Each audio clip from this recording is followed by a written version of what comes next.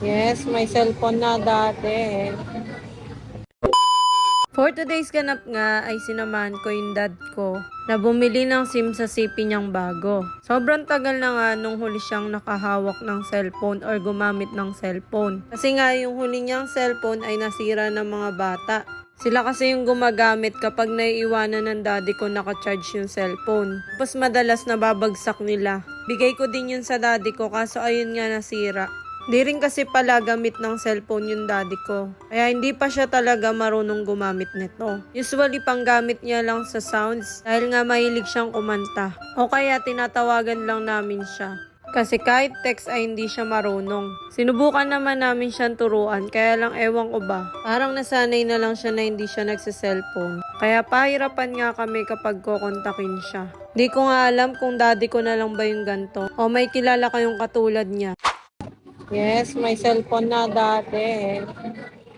At ayun nga, bali pinaregister na rin namin yung SIM na binili namin para hindi na rin kami mahirapan. Bali ayun nga, kailangan lang ng ID sa pag-register. Tapos ayun, hinihingi sa akin yung password ng cellphone.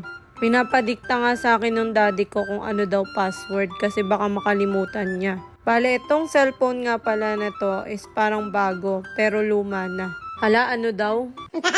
Actually, cellphone ko din ito na binigay ko sa kanya. Wala pang 1 taon nung binili ko ito. Tapos bihira ko lang din magamit. Kumbaga pang backup phone ko lang na ginagamit ko sa work. Pero yun nga, since nag-upgrade ako ng phone, naisipan ko na ibigay ko na lang sa dad ko para may cellphone siyang ginagamit at para makontak na rin namin siya. Nakakatuwa nga kasi sumabay pa sa Father's Day yung pagbibigay ko ng cellphone. Dapat ng mga nakaraan pa to kaso wala nga kami, nasa Palawan.